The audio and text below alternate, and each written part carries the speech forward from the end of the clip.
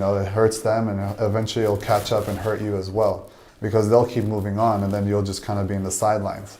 And then you'll see that your own family is hanging out with each other, and then you're not part of it. It's going to kill you inside. So you want to make sure that you give everybody in your life attention. You want to be there for them. If they need something, you're right there, calling you at, Ben calls me at 2 o'clock in the morning and I pick up. It doesn't matter. Right. Always there for each other. So if you have a brother or sister, give them the world. Whatever they need. Cherish it. Cherish it. Make sure you're there for them. Give them whatever they need. And if they need help, whatever it is, just be there for them. It's very, very important. Now, also going back to the Jewish Bible and the way that we see life. So one thing about Jewish people is that we're all about family. Now, it says, first, before you help others, help your immediate family. The ones that are in your presence, which is your brother, sister, kids, parents, wife, husband. These are the people that you help first if they ever need help. After that, you help others. But the more you could help, the better you're going to feel about yourself. And the young guys. So relationship for a young guy is very difficult nowadays because there's a lot of competition. There's a lot of men. I'm a single man, and I could be one of your competition, right? And we're competing for all the same women. But nowadays I've learned that if a woman is out there and she's in the open and she's doing OnlyFans, let's say for instance, I would never date her. We have no reason to date. If she's somebody who does almost like nudes or all these pictures on social media and stuff, I would never date her because that's not my woman, that's everybody's woman. You don't want your kids one day, in high school or middle school, and then like all the kids show like, oh, this is your mom on OnlyFans or like on fucking Google. That would be like a nightmare. Right. That would be horrible. So, right. You don't want to, eventually, you'll try to like subside that pain of her doing that, but later on when your kids grow up and as you get older, it's going to catch up to you. Right. You're going to feel the pain really, really bad. Right. It's very sad nowadays to see how women became very cheap with what they're providing. Was it very like $9.99? Like you don't want to be cheap. You are the greatest thing on the planet. Do not be cheap.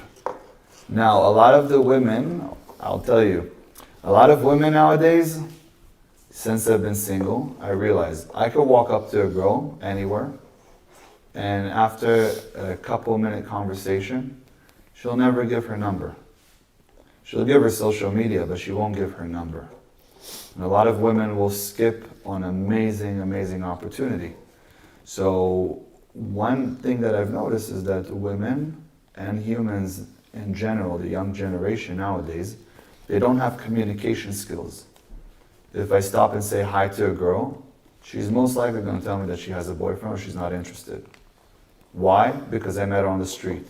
But don't you remember that one girl that told you she has a boyfriend that you met on the street? Yeah. And then she found your Instagram a few weeks later. Right. A Russian girl. Yes. And then she messaged you that she broke up with her ex. Right.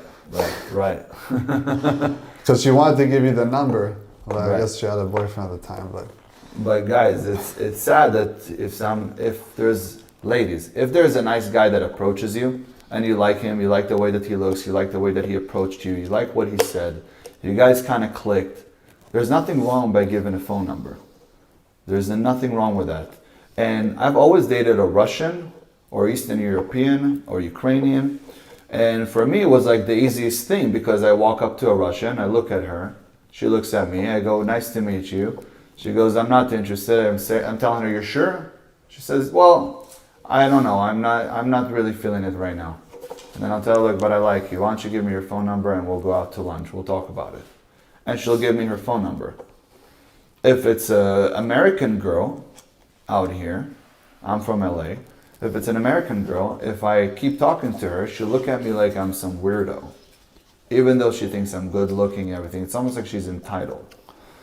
Now, I found out lately that Latina women are absolutely some of the warmest women in the world. oh, a Colombian is gonna know you for 15 minutes, and she's gonna call you papi. That is, that's so sexy, you know. And then they like hold you, they caress you, they hug you. You're like on the first date. I feel like I'm married to her. That's something that you don't feel with Eastern European women, and you don't feel that with American women. And it's something that in our culture is so like natural, but it's unbelievable that the Latinas are so well at doing that. They make you feel amazing. They want to be a woman. They don't want to be this feminist shit of, I don't need a man. How can you live without a man? I can't live without a woman.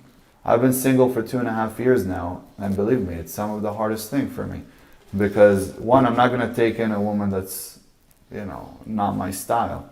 We have to click, we have to have the same mindset, we have to have a lot of the same traits together, you know, so we could have a good relationship. Because what I know today, I didn't know back then, but if I knew what I know today, back when I was 20, I would find a woman that is exactly what I need, the way I see her today, and I would be married.